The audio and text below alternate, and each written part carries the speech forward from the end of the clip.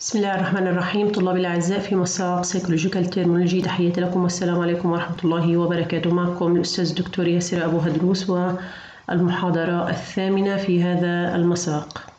سنتحدث بإذن الله عن في هذه المحاضرة عن research methods وال variables. variables معناها المتغيرات، research methods اللي هي أساليب البحث العلمي أو منهجية البحث العلمي. methodology منهجية، research methods منهجية البحث العلمي أو مناهج أو طرق البحث العلمي.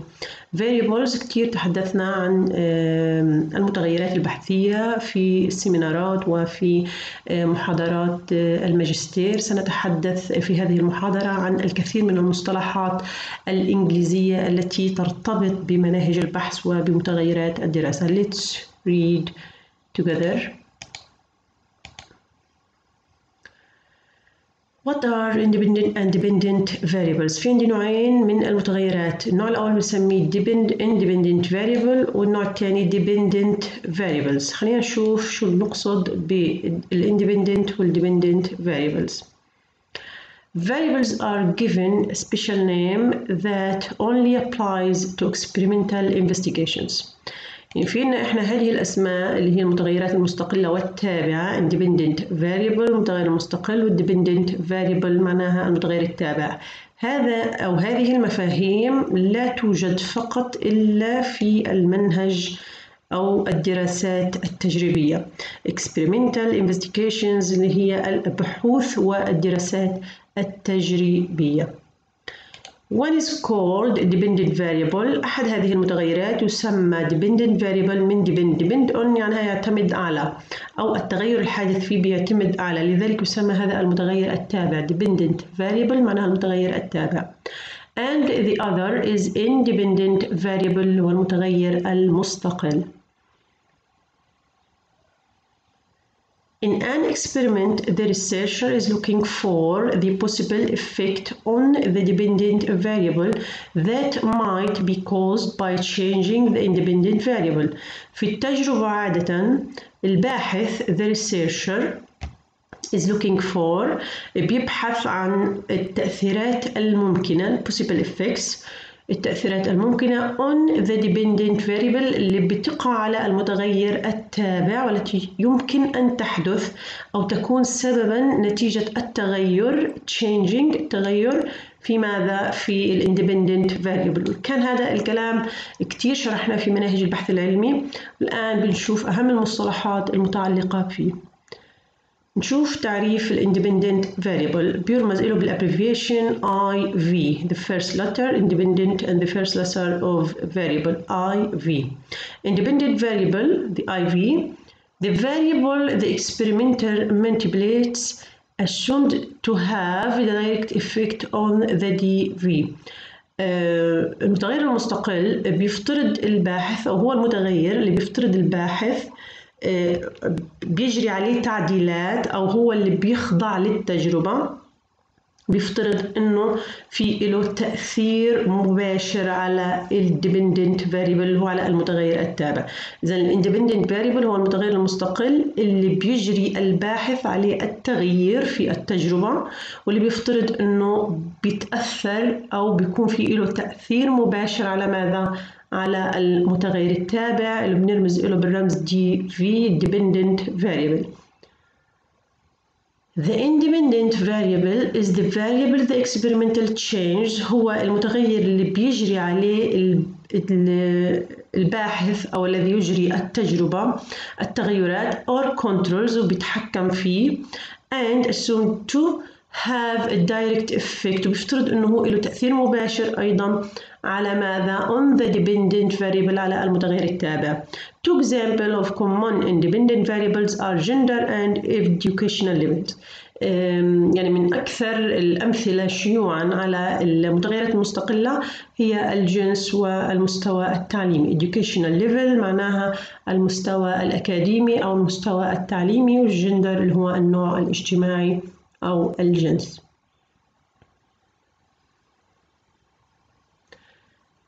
dependent variable بيرمز له بالرمز DV The variable the experimental measures after making changes to the IV هو المتغير اللي الباحث أو المجرب بيقيسه بعد ما يحدث التغيرات في independent variable في المتغير المستقل. The dependent variable is the variable being tested هو المتغير اللي بيجرى قياسه أو اللي بيتم اختباره and measured قياسه in an experiment في التجربة and is dependent ويعتمد على on the independent variable يعتمد على المتغير المستقل.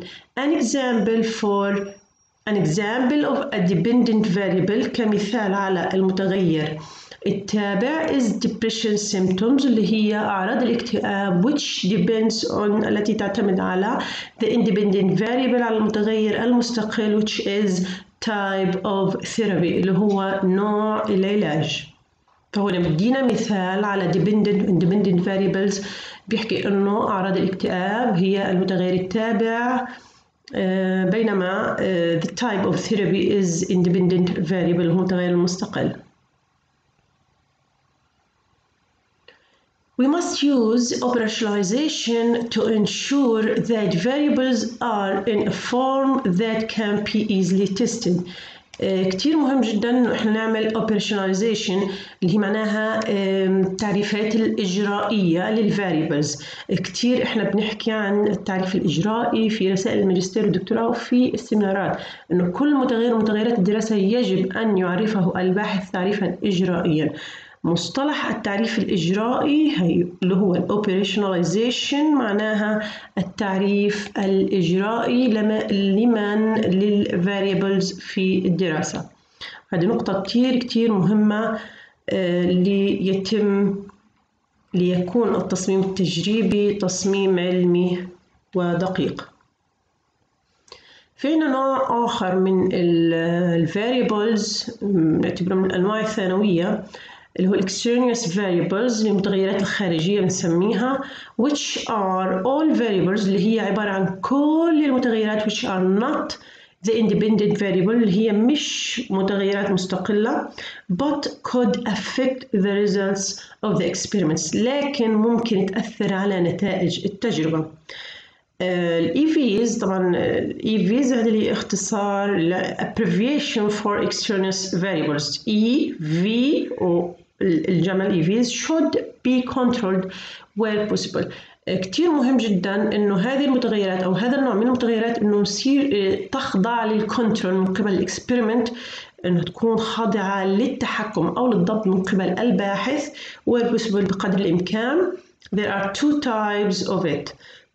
في عنا نوعين من extraneous variables which is situational variables اللي هي المتغيرات المتعلقة بظروف التجربة نسميها situational variables controlled through standardization اللي احنا ممكن نتحكم فيها من خلال عملية التقنين. تقنين ماذا؟ تقنين أدوات الدراسة بنسميها standardizations. And the second type is participant variables اللي هي المتغيرات التي تتعلق بالمشاركين في التجربة. Participant معناها المفحوصين أو الأعضاء الأفراد المشاركين بالتجربة.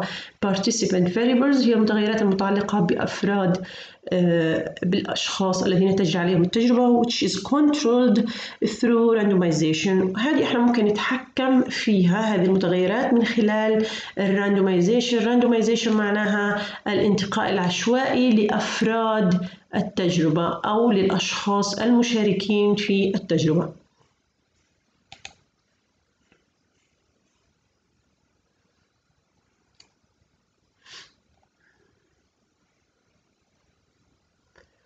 نوع آخر من المتغيرات بنسميه confounding variables اللي هي بنسميها المتغيرات الدخيلة أو اللي بتعمل نوع من الconfusion بتعمل نوع من الربكة للباحث أو الإكسبيرمنتر في أثناء إجراء التجربة which is variables that have affected the results DV يعني هي بتأثر على نتائج التجربة apart from the IV ومستقلة أو بعيدة عن الاندبندنت variable اللي هي المتغير المستقل. A confounding variable could be an extraneous variable، يعني ممكن تكون هي أيضا من المتغيرات الخارجية اللي حكينا عنها قبل بشوي اللي هي extraneous variables but that hasn't been controlled. لكن هذه المتغيرات احنا من الصعب نعمل كنترول عليها، في حين انه ال extraneous variables which is situational variables and participant variables we can control it through standardization and through randomization، من خلال عملية اللي هو التقنين لأدوات الدراسة ومن خلال عملية الانتقاء العشوائي for the sample للعينة.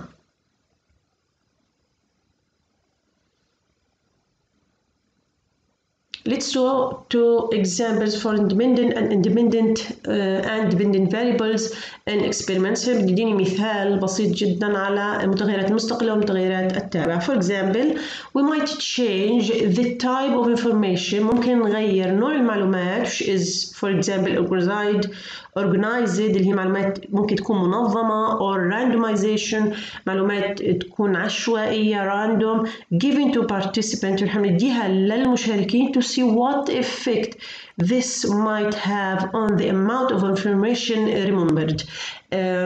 يعني المقصد من هذه التجربة إنه إحنا بدنا نشوف تأثير the type of information هو نوع المعلومات سواء كانت معلومات منظمة أو معلومات عشوائية given to participants بنديها للمشاركين عشان إحنا نشوف الإفكت تبعها على ماذا؟ على كمية المعلومات اللي ممكن يتذكروها. information remembered. تمام؟ In this particular example في هذا المثال المحدد the type of information نوع المعلومات is the independent variable اللي هو بنسميه المتغير المستقل because it changes هي المتغيرة احنا غيرناها حطينا نوع منها organized والنوع الثاني شو ماله random and the amount of information remembered كمية المعلومات التي يتم تذكرها is the dependent variable هي المتغير المستقل اللي احنا بدنا نشوف التغيرات التشينجز اللي بتحدث فيه بسبب التغيرات الحادثة في ماذا؟ في type of information because this is being measured هو اللي احنا حنقيسه في الآخر ونشوف مدى التغير فيه. تمام؟ خلينا نشوف حاجة بنسميها ال operationalization variable or operationalizing variables اللي معناها التعريفات الإجرائية للمتغيرات. It is very important in psychological research كثير مهم جدا في psychological research في البحوث النفسية to clearly define what you mean by both independent and dependent variables. كثير مهم جدا في بحوثنا النفسية إنه إحنا نعرف بوضوح clearly what you mean ماذا تقصد both your independent and dependent variable شو أنت بتقصد بتغيراتك المستقلة والتابعة في دراستك البحثية أو في الإكسبيرمنت اللي أنت بتجريها. operational variables اللي هي المتغيرات التجريبية أو التعريفات الإجرائية من operation معناها إجراء أو عملية. operational variables اللي هي المتغيرات اللي إحنا لازم نعرفها تعريف إجرائي or operationalizing definition اللي هي التعريفات الإجرائية refer to how you will define and measure a specific variable as it is used in your study. بترجع لكيف إنه أنت بتعرف وكيف بتقيس متغير محدد تماما زي ما أنت استخدمته في تجربتك وبالتالي the operational variables in your study is different from the operational variables in another study حتى لو كانت متشابهة. التعريفات الإجرائية بتختلف من دراسة إلى أخرى حتى لو كانت على نفس the same variables. For example, if we are concerned with the effect of media violence إذا إحنا كتير كنا مهتمين بتأثير العنف في وسائل السوشيال ميديا on aggression اللي هو على العدوان أو السلوك العدواني لدى أفراد معينين then we need to be very clear. لازم نكون احنا واضحين جدا what we mean. ماذا نقصد by the different terms. شو بنقصد بالتنين مصطلحين التنين اللي هما الميديا فيولنس والاجريشن. In this case في هذه الحالة we must state what we mean by the terms media violence and aggression as we will study them. كتير مهم جدا نعرفهم تعريف إجرائي زي تماما ما احنا استخدمناهم في التجربة. وبالتالي التعريف الإجرائي ال operational variable اللي هو what I mean by media violence in my study is differ from what another researcher in his study. Also بالنسبة the aggression اللي هو العدوان أيضاً بيختلف من دراسة لدراسة. فممكن تعريف الإجراء أو operational definition for aggression is different from a researcher to another من باحث لآخر. لأنه كل باحث بيستخدمه بطريقة معينة في in his research. The key point النقطة المهمة جدا أو النقطة المفتاحية here is that we have made it absolutely clear. كتير مهم جدا إنه إحنا بنخلي المتغير بطريقة واضحة تماما بطريقة مطلقة في الوضوح. What we mean by the terms شو إحنا بنعني بالمصطلحات as they studied زي ما إحنا درسناهم and measured وقسناهم من our experiment في تجربتنا. If we didn't do this إذا إحنا ما عملناش هيك إشي اللي هو إحنا إذا ما عرفنا مش تعريف إجرائي if we didn't do the operational definition then it would be very difficult. هذا الأمر حيكون كتير صعب if not impossible إن لم يكن من المستحيل to compare findings of different studies into the same behavior. من الصعب عليه جدا نعمل مقارنة to compare the findings اللي هي النتائج of different studies into the same behavior. للأسف الشديد هذه النقطة كتير يعني ما بينظرش لها الباحثين إنه comparing findings for the studies للدراسات بيقارنوا نتائج الدراسات مع بعض وبيغيب عن نظرهم اللي هو الاوبريشنال definition للفاريبلز. مهم جدا عشان نقدر نعمل compromisation او comparing the findings في الدراسات انه احنا نطلع على الاوبريشنال variables التعريفات الاجرائيه. فاذا كانت هذه التعريفات الاجرائيه واحده لدى الباحثين we can then make comparing the findings for the same behavior لنفس السلوك. Operationalization has the great advantage that it generally provides a clear and objective definition. من ضمن الأشياء الإيجابية الادفانتج for operationalization للتعريفات الإجرائية أو للتعريف الإجرائي للفاريبلز إنها بتمدني أو تعطيني بتعريفات موضوعية وواضحة of even complex variables حتى للمتغيرات المعقدة. It also makes it easier for the researchers كمان بتجعل الأمر سهل جدا على الريسيرشرز اللي هم الباحثين to replicate a study and check for reliability إنهم يعيدوا الدراسة مرة ثانية ويتأكدوا من reliability معناها الثبات النتائج والفايندينجز للدراسة.